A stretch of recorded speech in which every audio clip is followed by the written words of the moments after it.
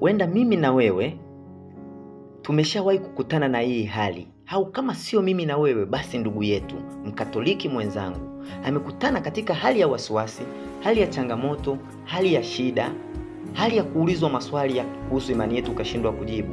Umekutana na muumini wa dhehebu jingine, anakuuliza au umeenda kumwelezea shida zako, unasikia anakuambia hujampokea Roho wa kweli, hujamfanya Kristo kuwa Bwana na Mwokozi wa maisha yako.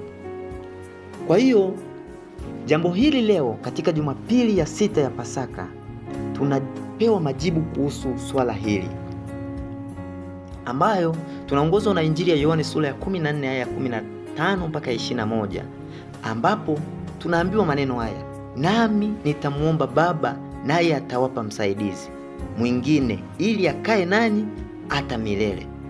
Lakini ili swala, baada ya kuwa tumeielewa hii Injili, tutakuja kujikita sasa katika mwaliko wa Mtume Petro ambaye anatupa katika somo la pili kutoka barua yake ya kwanza sura ya 3 ya 15 mpaka ya 18, anapotuambia muwe tayari siku zote kumjibu kila mtu awaulizaye habari za tumaini lililo ndani yenu, ila kwa upole na kwa hofu.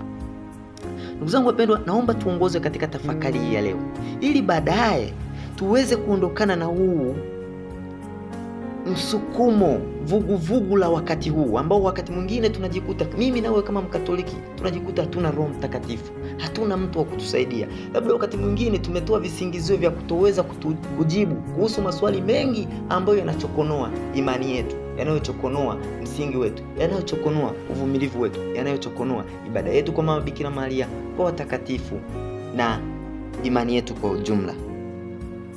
Sasa ili kuweza kuona kwamba ni kweli tunauweza huu mwaliko wa Petro, tuanzie kwenye somo hili la Injili. Tutajibu huyu ambaye tunaambiwa kwamba atatupa msaidizi mwingine ili akae nasi hata milele. Ni nani? Kwa nini aitwe mwingine? Kwa nini aitwe msaidizi mwingine, ambapo tutakuja kujua kumbe kuna msaidizi wa kwanza ambaye ni Kristo mwenyewe. Na maana yake ni nini? Kwa nini aseme haya? Na kazi yake huyu msaidizi kwetu ni nini? Neno msaidizi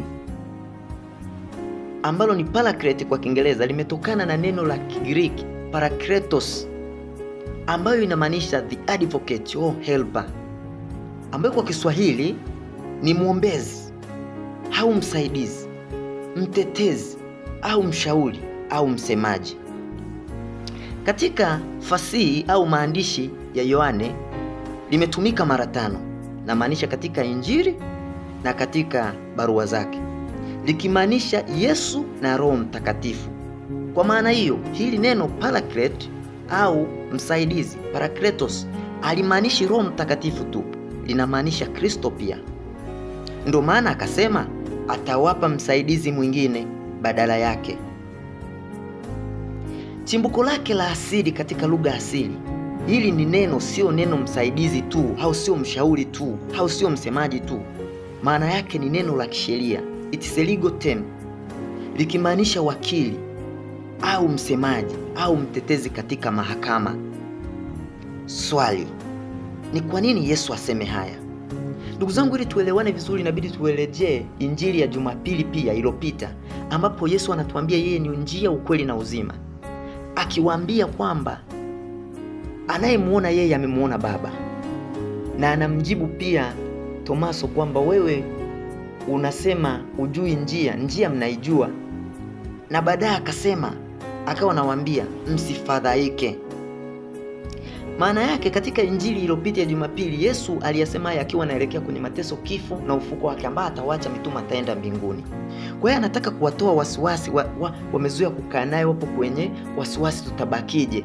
Kwa hiyo anaonyesha kwamba ataendelea kuwa nao, na anaonyesha fumbo la Utatu Mtakatifu kwamba yeye yuko pamoja na Baba.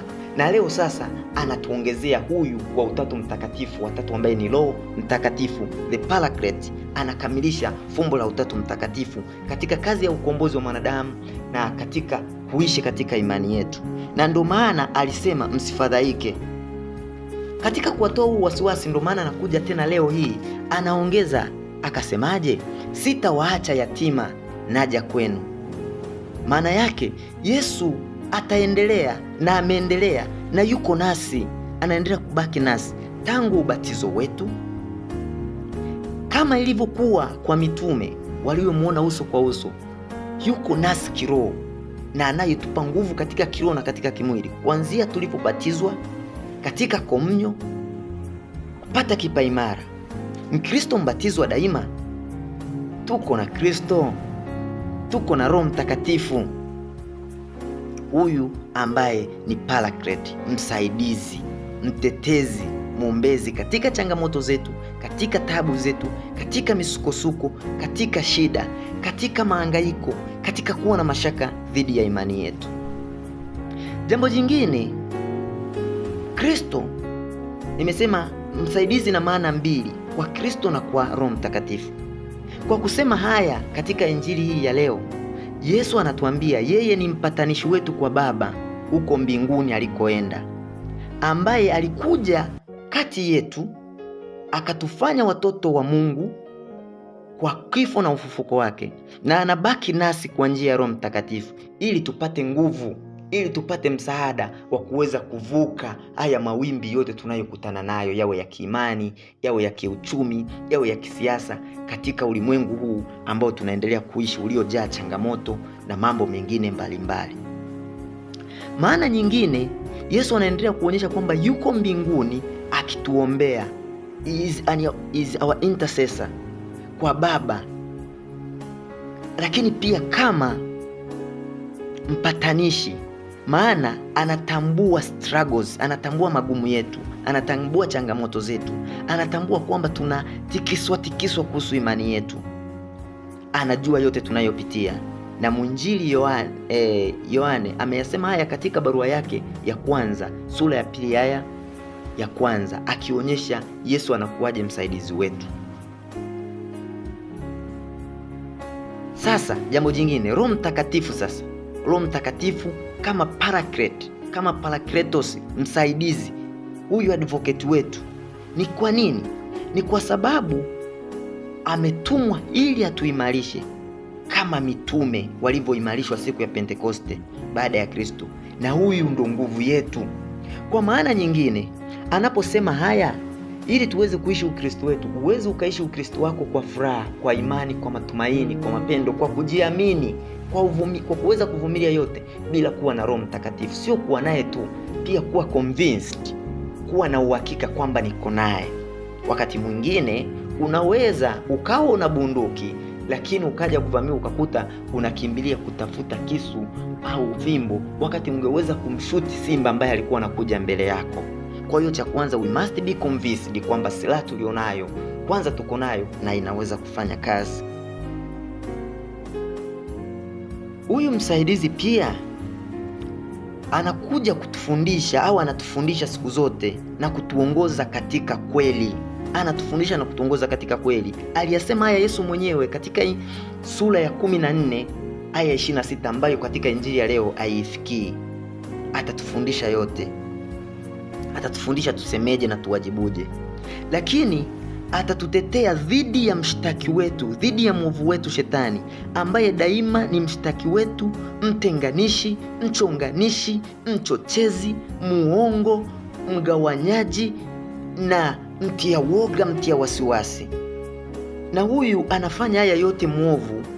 Kwa hiyo Roho Mtakatifu anakuja, kwa kifupi, anakuja kutulinda dhidi ya Shetani, dhidi ya Ibilisi, ambaye anakuja katika familia ya wana wa Mungu, sisi wa Kristo wenyewe, katika familia zetu asilia za nyumbani, katika umoja wetu kama wa Kristo, kama jumuiya. Pata maneno haya katika Ufunuo sura ya 12 aya ya 10. Lakini Roho Mtakatifu yupo katikati yetu. Kwa maana nyingine, kwa kumalizia, katika injili tunapata ujumbe kwamba Roho Mtakatifu yupo katikati yetu kwa njia mbili. Cha kwanza, kama kanisa as a universal church, unaweza kupata vizuri ukisoma Waefeso sura ya 2 ya 19 mpaka 22. Ndio maana kama kanisa amesema kwamba Roho wa kweli ambaye ulimwengu hauwezi kumpokea kwa kuwa haumuoni wala haumtambui, bali ninyi mnamtambua, maana anakaa kwenu naye atakuwa ndani yenu. Kwa hiyo kama kanisa yuko nasi kama kanisa, lakini yuko nasi kama individual, mmoja baada ya nyingine. Kila mbatizwa kama kila Mkristo. Na ndio maana Paulo katika barua yake kwa Wakorinto, barua ya kwanza kwa Wakorinto sura ya 6 aya ya 19 ametuambia sisi ni mahekalu, miili yetu ni mahekalu ya Roho Mtakatifu. Kwa hiyo kwa ubatizo wetu, kwa kipaimara chetu, kwa Ukristo wetu, sisi tumembeba Roho Mtakatifu. We are the temples of the Holy Spirit.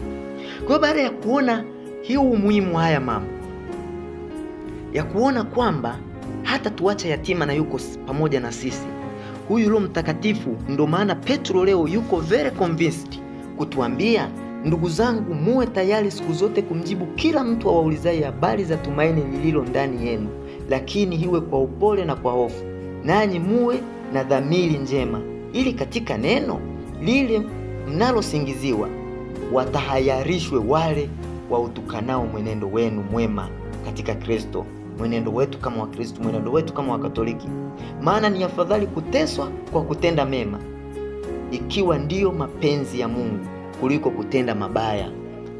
Tunaishi kwenye ulimwengu ambao unalazimishwa kupokea rushwa, unalazimishwa kukana imani, unalazimishwa kusema uongo, unalazimishwa kuua, unalazimishwa kudhulumu, au labda unashawishiwa, sio tu kwa kulazimishwa, au unavutiwa kutoamini, unavutiwa kuisaliti imani yako. Kwa hiyo Petro anatuambia tuwe tayari kujibu kuhusu tumaini, kwamba kwa nini sisi na Wakatoliki, kwa nini sisi tunaendelea kuamini kwamba hili ni kanisa letu. Kwa hiyo hili jambo hili halipaswi kubaki hapa tu, maneno hayapaswi kubaki haya tu, ni mapana zaidi. Petro akisema hivi wajibu, kuna tusaidia nini?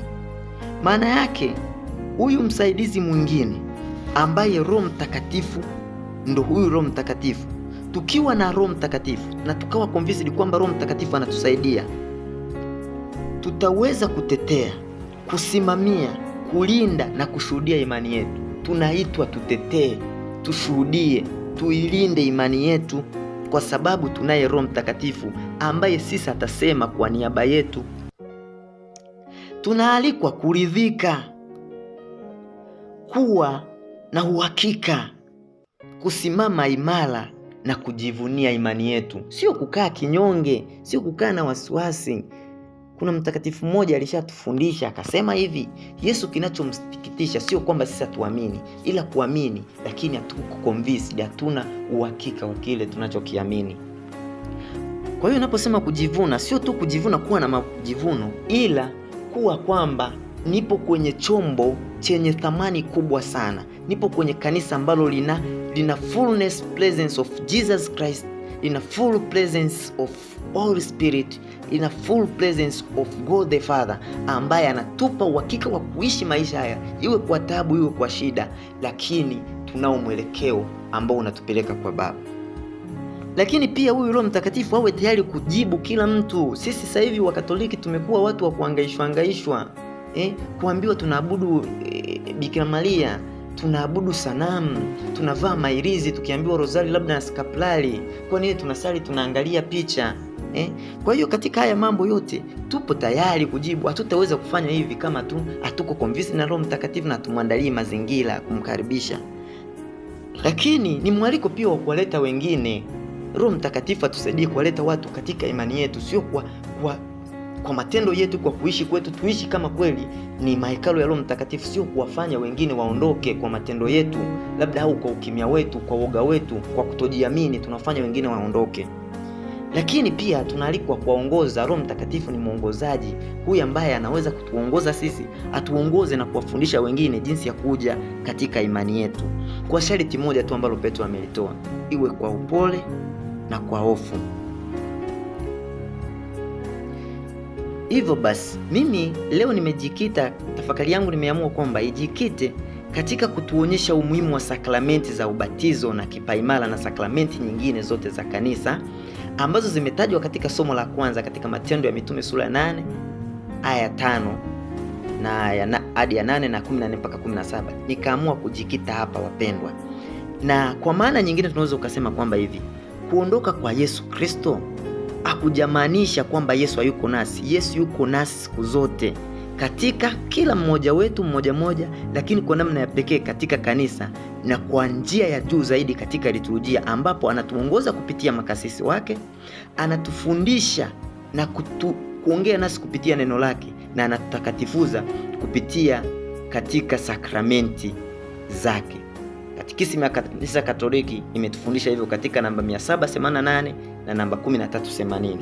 788 anatuambia kwamba wakati uwepo wake unaonekana ulipoondolewa, Yesu hakuwaacha mitume wake yatima, aliwaahidi kukaa nao mpaka mwisho wa nyakati. Aliwapelekea Roho wake. Kwa maana fulani, ushirika na Yesu umekuwa wenye nguvu zaidi kwa kuwashirikisha Roho wake. Kristo anawafanya ndugu zake waliokusanywa kutoka mataifa yote kuwa kama mwili wake wa fumbo. Ndugu zangu wapendwa, leo tujivune. Usikubali tena kuhangaishwa Mkristo. Usikubali tena kuambiwa hujampokea Roho katika hujampokea Roho. Usikubali kwenda kuelezea shida zako alafu baadaye utarudi tena huku unaelezea shida, mwisho wa siku unaambiwa hujampokea Roho, hujakubali kumfanya Yesu kuwa Bwana na Mwokozi wako. Saa nyingine hata vitoto vidogo vinakuambia hivyo. Kumbe Roho naye katika kanisa, ni katika hili kanisa tunao uhakika wa kweli wa kuzishinda nguvu zote. Leo hii kwa nini ukae unahangaika, unakuta vitunguli pale mlangoni uanze kupata wasiwasi? Unaye Roho ambaye ni nguvu kubwa kuliko hivyo vitunguli na mazindiko ambayo umewekewa. Haupaswi, hatupingi, hatukai kwenye ulimwengu wenye ushirikina labda wenye nini, lakini tunaye Roho Mtakatifu ambaye anatuongoza, kutulinda, kutusimamia na kutufundisha yote. Bwana atubariki na atusaidie siku zote tujue kwamba Kristo yuko nasi na Roho Mtakatifu yuko nasi. Tumsifu Yesu Kristo.